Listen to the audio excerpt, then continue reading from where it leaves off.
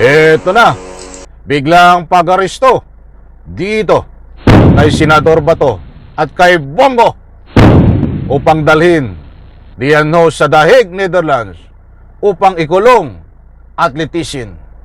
Marami ho ang natuwa. Alright, welcome back to my YouTube channel. I'm Andes Vlog. Eto na mga kaibigan. Nako po, sa wakas, Bato at Bongo aarestuhin, kukunin ng ICC upang litisin at ikulong diyan ho sa The Hague, Netherlands. Nako po, breaking news ho ito dahil mainit-init pa na balita, hindi po ito fake news. Ibigyan ko po kayo ng katunayan resibo tungkol dito na si Bongo at Bato ay magkasama pala itong dalawa, nalilitisin diyan ho sa The Hague, Netherlands sa kasong Crimes Against Humanity na kasangkot ho ni Digong Duterte. Bago ko po ibahagi sa inyo ang complete details, isang like muna sa video na ito. Pakilike lang po kung nagustuhan nyo, sabay-sabay nating i-like.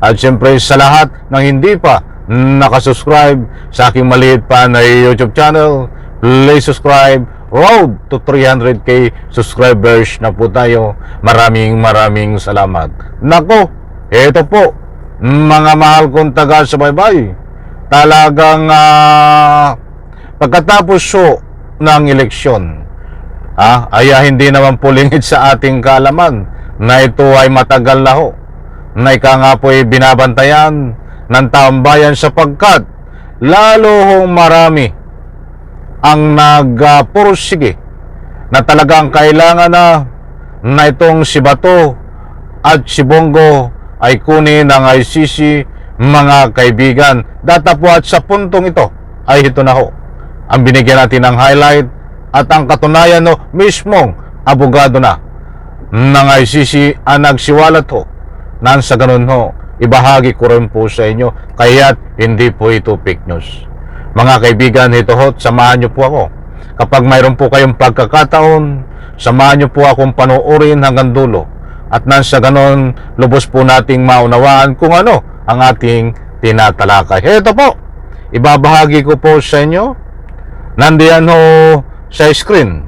Pwede nyo pong i-screenshot, mga mahal kong taga-subaybay, buhat sa Pilipinas Today. Tama ba? Pilipinas Today. Ito ho. Pilipinas Today.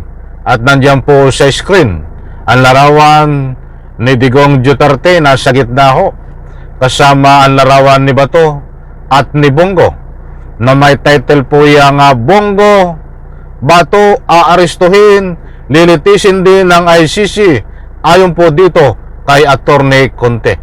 Ito pong si Attorney Conte ay abogado po ng mga biktima na tumutulong din ho na ito po ay mayroon pong kaugnayan dito po sa ICC, mga kaibigan. Kaya ang mga sinasabi ho nito ay pawang hindi po fake news at sa ikabubuti ho ng ika nga po ay kaso kung ano ang development dito po sa inaabangan na pagkuha, pagdampot para ikulong diyan po sa The Hague, Netherlands kay Bato at kay Bongo. Nauna na po itong si Digong, o hindi naman po lingid sa inyong kalaman. Maliwanag po, nandiyan sa screen, ulitin ko, Bongo, Bato aarestuhin, nilitisin din ng ICC ayon po dito kay Attorney Conte. Ito po't babasahin po natin ang kabuuan, mga mahal kong taga-subaybay. Ito, buhat sa Pilipinas Today, nandiyan din po sa screen. Malaki ang posibilidad na humarap din sa paglilitis ng International Criminal Court ICC sa The Hague, Netherlands ang dalawang malapit na kaalyado ni dating Pangulong Rodrigo Duterte.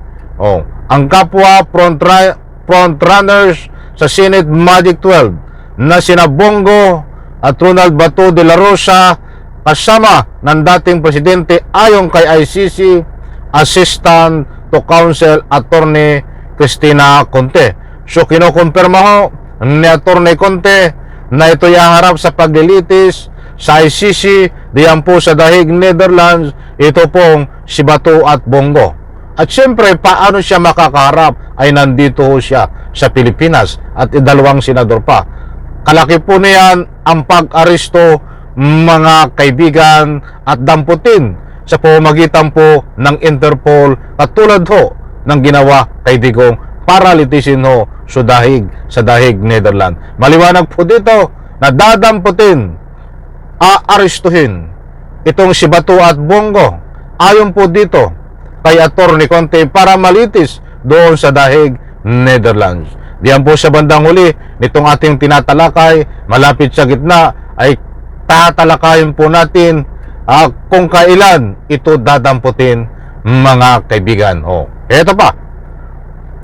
Managing Council, the National of People's Lawyer, NUPL at kinatawan ng ICC ang ilang pamilya ng drug war ni Duterte. Sinabi ni Conte na nasa decisive phase na ngayon ang investigasyon ng ICC sa anti-drugs campaign ng dating presidente. Ito pa. The ICC is no longer just looking at Duterte. Sinabi ni Conte sa isang panayam nitong Lunes, May 12, ilang oras matapos ang eleksyon sa Pilipinas. We look who's responsible, and more importantly, who is most responsible.